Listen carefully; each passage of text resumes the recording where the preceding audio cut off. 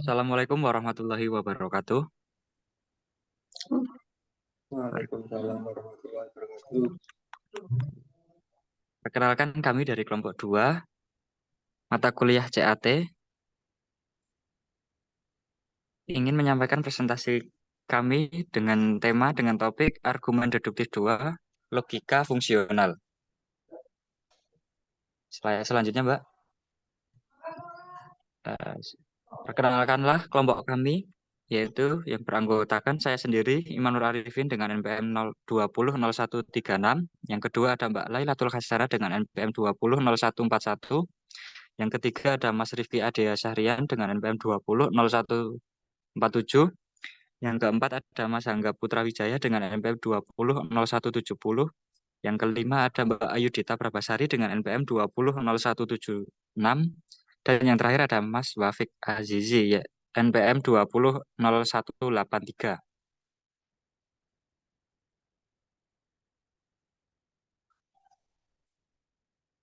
Langsung saja ke materi. Yang pertama tentang tabel kebenaran dan simbol fungsional kebenaran. Kosakata logis terdiri dari variabel klaim dan simbol fungsional kebenaran. Sebelum mempertimbangkan inti sebenarnya dari subjek, tabel kebenaran dan simbol yang mewakilinya, pertama penjelas dulu menggunakan huruf alfabet untuk melambangi istilah dalam dan klaim.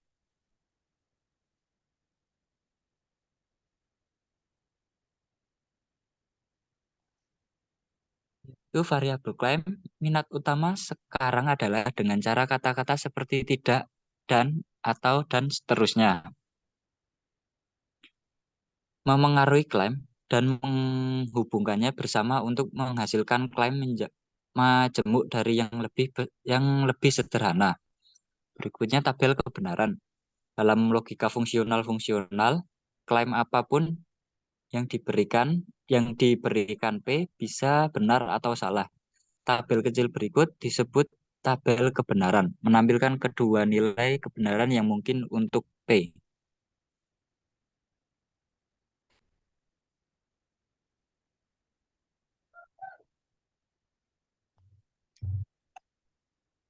Baik, Dan slide selanjutnya selanjutnya akan saya dijelaskan Mas Rifki. Monggo Mas Rifki. ya, terima kasih Bang Imam. Selanjutnya saya akan menjelaskan tentang lanjutan dari tabel kebenaran.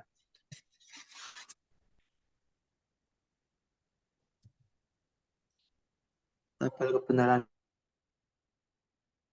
pertimbangan dengan tabel dan simbol kebenaran.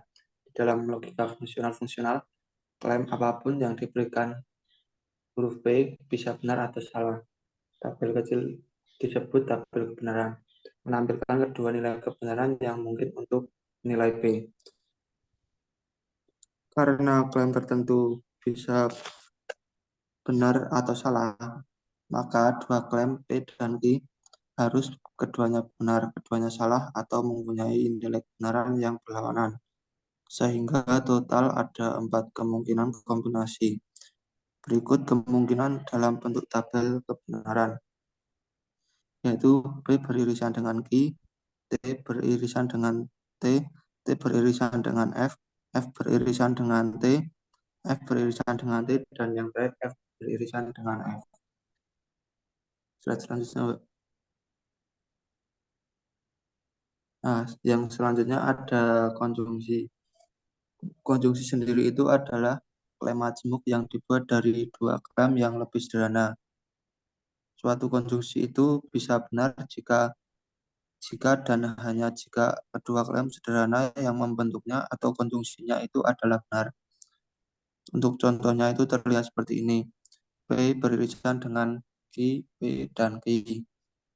T beririsan dengan T, TF beririsan dengan F, FT beririsan dengan F, FF beririsan dengan F.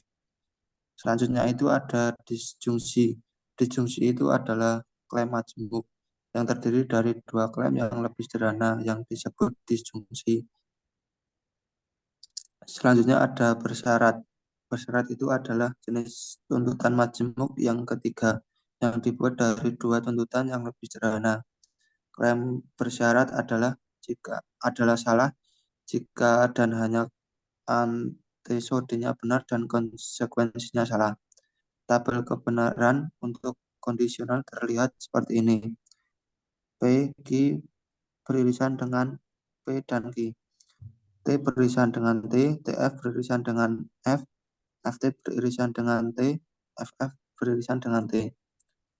Untuk slide selanjutnya akan dijelaskan oleh teman saya. Baik, yang selanjutnya adalah 4 dasar sumber kebenaran fungsional. Yang pertama adalah negasi dengan kebenaran P, P per T, F, FT. Yang kedua adalah konjungsi dengan kebenaran PQ, P dan Q, TTF, TFF, FTF, FFT dengan kata dan, tetapi, dan sementara. Yang selanjutnya adalah jungjungsi dengan kebenaran PQ, P irisan Q, per TT, per T, TF, F, FT, T, FF dengan kata or dan unless. Yang terakhir adalah bersyarat dengan kebenaran P, Q, dan P irisan Q, per TT, T, TF, F, FT, T, F, FT dengan kata if, lalu, dan asalkan. Simbol-simbol fungsional kebenaran dapat bekerja sama dengan kombinasi. Hal tersebut benar mempunyai kondisi yang salah dan salah satu hanya satu kasus, yaitu ketika understanding-nya benar dan konklusinya salah. Yang selanjutnya adalah simbolisasi klaim senyawa. Sebagian besar hal yang dapat kita lakukan dengan klaim yang disimbolkan dengan cukup jelas, yaitu jika mempelajari teknik-tekniknya dapat menerapkan dengan cara yang relatif jelas. Yang kurang jelas adalah bagaimana melambangkan klaim. Di tempat pertama akan membahas beberapa tips untuk simbolisasi di bagian ini, dan kemudian memberikan kesempatan untuk belajar beberapa latihan. Melambangkan klaim dapat menampilkan struktur fungsionalnya yang sebenarnya. Idenya adalah untuk menghasilkan variasi yang secara fungsional setara dengan klaim yang informasi yang asli, yaitu dengan benar dalam semua keadaan yang seperti aslinya dan salah dalam semua situasi yang sama. Selanjutnya akan dijelaskan oleh rekan saya.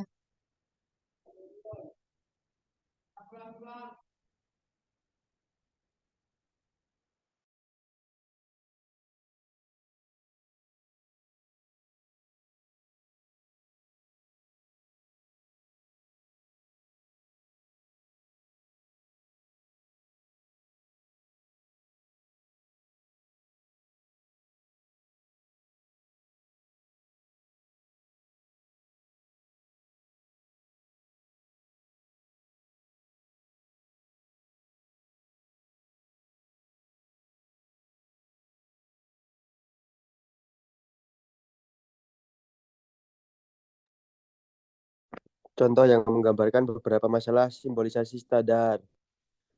1. Jika dan hanya jika.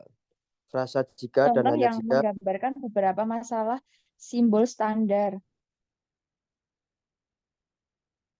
1. Jika dan hanya jika, frasa jika dan hanya jika mencakup sejumlah besar kondisi sehingga Anda akan memiliki langkah awal jika memahami kegunaannya. Berikut beberapa aturan praktisi yang perlu diingat. Yang kedua, kondisi yang diperlukan dan cukup klaim bersyarat kadang-kadang dijabarkan dalam kondisi yang diperlukan dan memadai. Yang ketiga, kecuali pertimbangan klaim Paula akan menyita kecuali Quincy membayar. Jika diminta untuk melambangkan hal ini akan memungkinkan akan mendapati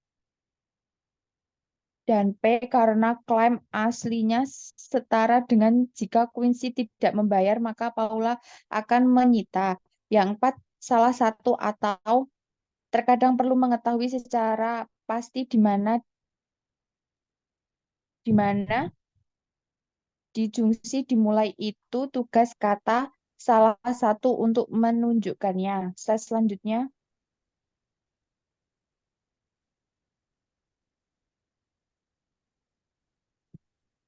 Selanjutnya ada argumen fungsional kebenaran. Argumen fungsional kebenaran dapat mengambil bentuk apapun yang jumlahnya tak terhingga. Namun demikian, kami memiliki metode untuk menguji validitas yang cukup fleksibel untuk mencakup setiap argumen fungsional kebenaran.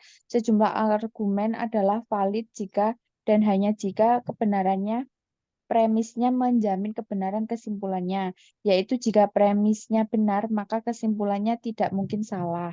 Ingat, secara logika tidak masalah apakah premis tersebut benar atau tidak. Slide selanjutnya akan dijelaskan oleh rekan saya.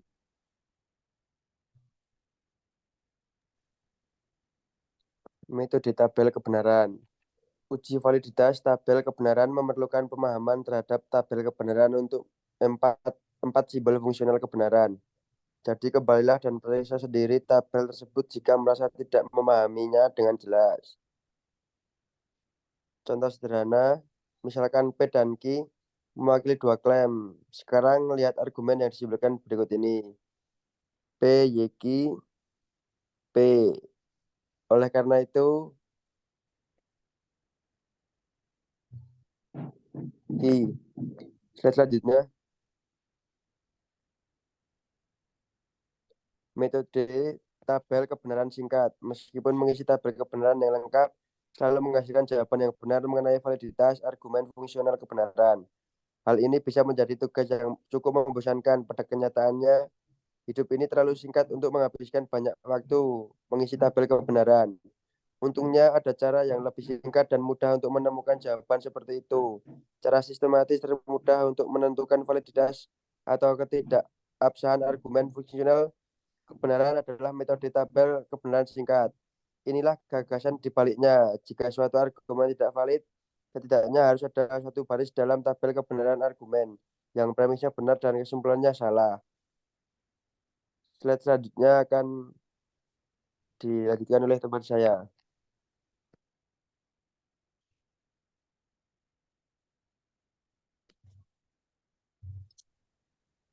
Dan selanjutnya adalah deduksi. Metode selanjutnya yang akan kita bahas kurang berguna untuk membuktikan argumen tidak valid dibanding metode tabel kebenaran. Namun metode ini memiliki beberapa keunggulan dalam membuktikan bahwa suatu argumen valid. Metodenya adalah deduksi.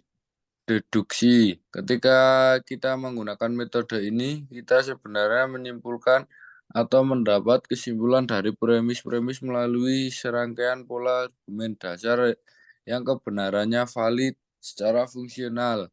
Hal ini seperti memikirkan argumen, mengambil langkah demi langkah untuk melihat bagaimana setelah kita mengkonsumsikan kebenaran premisnya, kita akhirnya sampai pada kesimpulan. Kita akan mempertimbangkan beberapa contoh tambahan yang menunjukkan cara kerja metode ini saat kami menjelaskan beberapa pola argumen dasar. Pertama, kita akan menyebut pola ini sebagai aturan fungsional kebenaran karena pola ini mengatur langkah apa yang boleh kita ambil mulai dari premis hingga kesimpulan. Slide selanjutnya. Aturan kelompok 1 pola argumen dasar yang valid.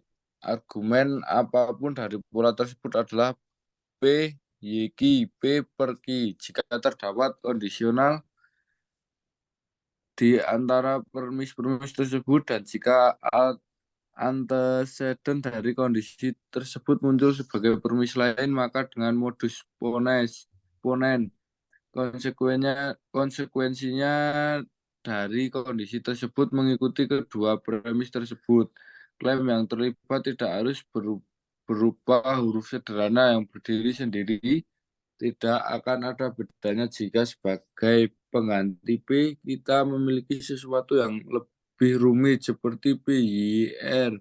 Selama klaim majemuk tersebut muncul dimanapun yang P muncul pada pola di atas. Misalnya bahwa jika Anda memiliki persyaratan apapun pada garis deduksi Anda dan jika Anda memiliki pendahuluan dari kondisional pada beberapa baris lain. Anda dapat menuliskan konsekuensinya dan kondisional pada baris baru Anda. Slide selanjutnya. Aturan grup 2 kesetaraan kebenaran fungsional. Aturan ini berbeda dengan aturan grup 1 kami dalam beberapa hal penting. Pertama, mereka dinyatakan sebagai kesetaraan fungsional-fungsional. Ini berarti bahwa mereka dapat mengambil bentuk dua jenis simbolisasi yang memiliki tabel kebenaran yang sama persis. Seperti dalam kasus kelompok pertama PS dan QS, dan sebagai dalam pernyataan aturan bisa berdiri untuk klaim apapun yang dilambangkan. Selama surat EKC mewakili klaim yang sama di seluruh. Misalnya aturan memungkinkan derivasi salah satu dari berikut ini. Aturan ini memungkinkan Anda untuk menambah atau menghapus dua tanda negasi di depan klaim apapun, apakah sederhana atau gabungan. Misalnya aturan ini memungkinkan derivasi salah satu dari berikut ini. Selanjutnya akan dijelaskan rekan saya.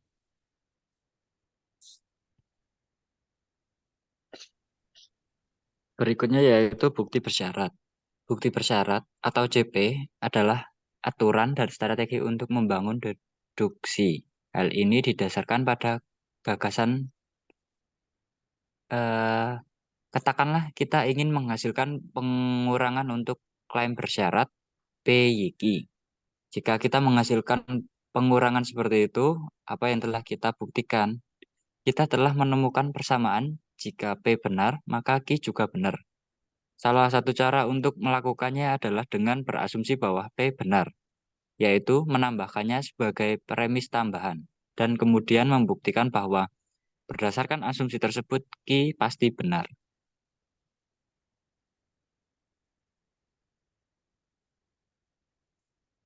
Dan beberapa batasan yang sangat penting pada aturan CP yaitu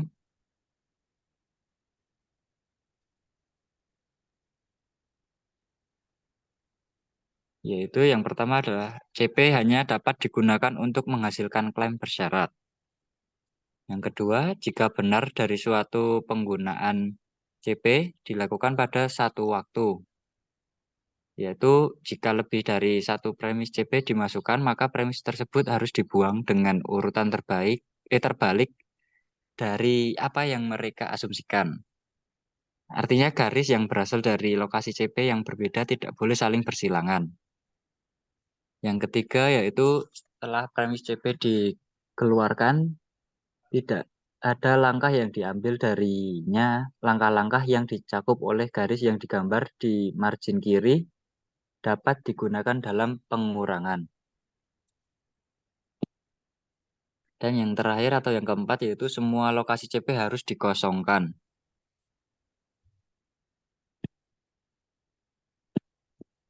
Sebelum mengakhiri bagian deduksi ini, kita harus menunjukkan bahwa sistem logika fungsional kebenaran kita mempunyai beberapa sifat yang sangat menarik secara teoritis.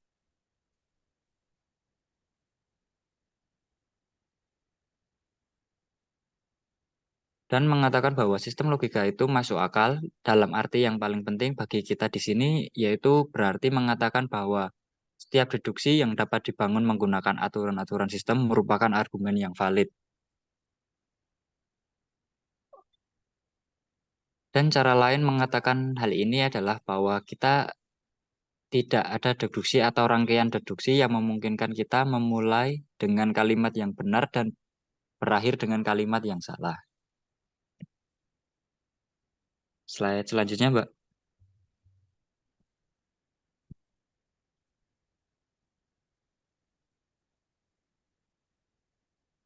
Berikut referensi yang kami pakai. Sekian presentasi dari kelompok kami. Kurang lebihnya kami mohon maaf. Wassalamualaikum warahmatullahi wabarakatuh.